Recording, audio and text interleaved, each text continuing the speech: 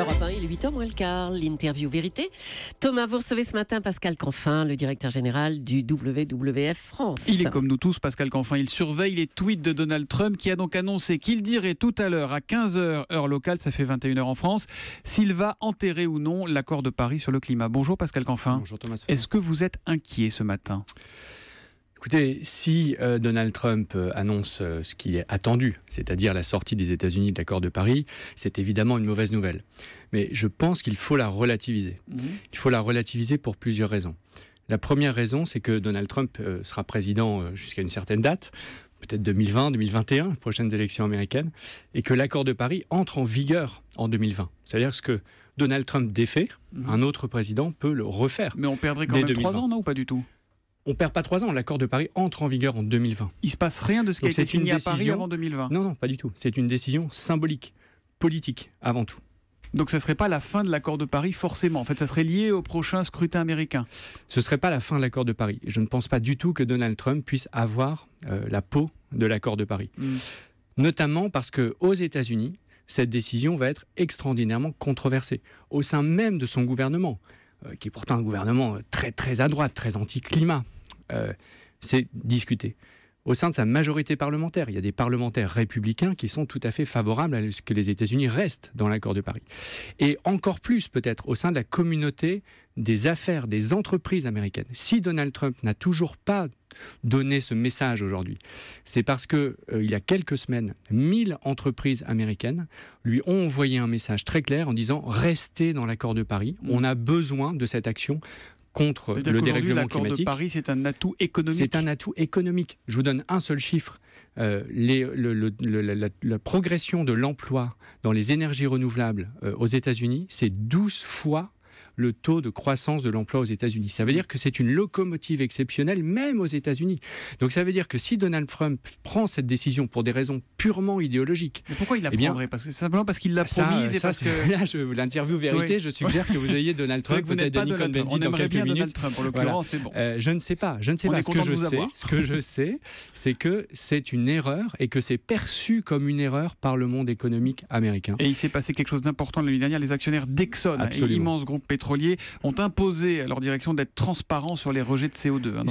C'était une demande des actionnaires qui avait été rejetée par la direction d'Exxon. L'année dernière, il n'y avait pas eu suffisamment d'actionnaires pour gagner, plus de 50%. Cette année, c'est fait. C'est-à-dire que Exxon va être soumis à un contrôle sur ses émissions, etc. Donc on voit bien que le chemin, le train est parti.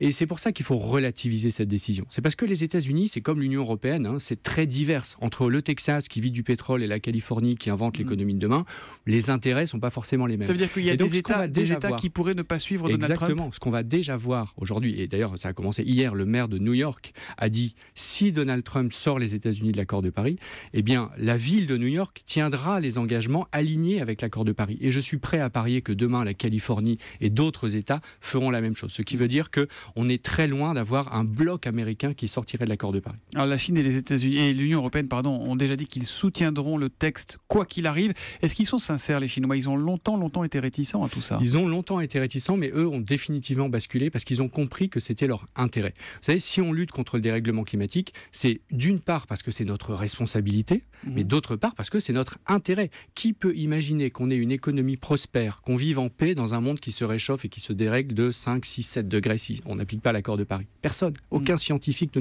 n'a ce chemin en tête.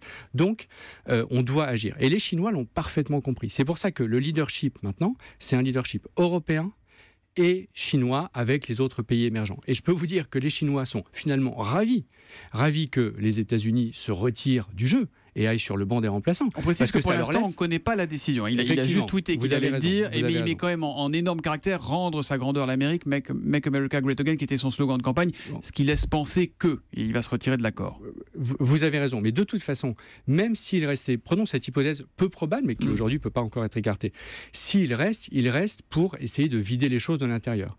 Donc, vous savez, entre je sors du jeu et je vous laisse jouer et j'essaye de pourrir le jeu de l'intérieur, je ne suis pas sûr que le scénario qui soit finalement le plus favorable à l'action climatique, ce soit nécessairement que les États-Unis restent. Alors, laissons Donald Trump de côté, qui, si on vous entend bien, risque surtout de s'isoler et d'isoler les États-Unis. Il va s'isoler.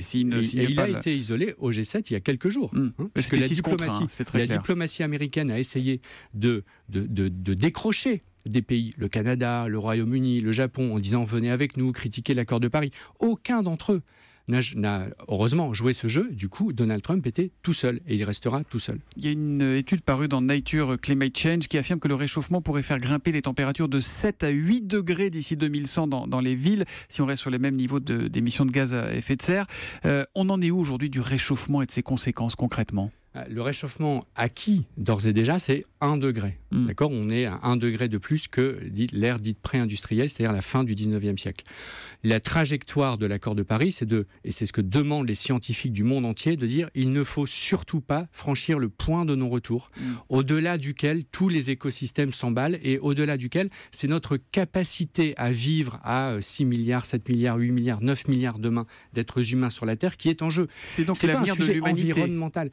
C'est pas du catastrophisme que de dire ça, c'est juste de la lucidité. C'est ce que disent tous les scientifiques du monde, à savoir qu'on ne peut pas vivre à 7, 8, 9 milliards en 2050 dans un monde qui se réchauffe de 2 degrés, 3 degrés, 4 degrés. Donc c'est l'avenir de l'humanité qui est en cause ou pas ? C'est l'avenir de notre civilisation qui est en cause. Il n'y a aucun doute là-dessus. C'est d'ailleurs pour ça que les scientifiques du GIEC, les climatologues, ont eu le prix Nobel de la paix. Ils n'ont pas eu le prix Nobel des petites fleurs ou de l'environnement. Ils ont eu le prix Nobel de la paix. On est quand même sur la bonne voie ou on continue à foncer vers le mur en klaxonnant, Pascal Canfin ? On est sur la bonne voie, mais on va pas assez vite. On est sur la bonne voie, je vous donne là aussi un seul chiffre. Ça fait 3 ans que les émissions de gaz à effet de serre liées à la production d'énergie dans le monde entier, donc incluant la Chine, le Brésil, l'Inde, stagnent. Ça veut dire que on est enfin en train de passer de l'autre côté de la courbe. On arrête d'augmenter, on est sur un plateau et on va commencer à diminuer. Par contre, on ne va pas assez vite. Donc le sujet, c'est accélérer.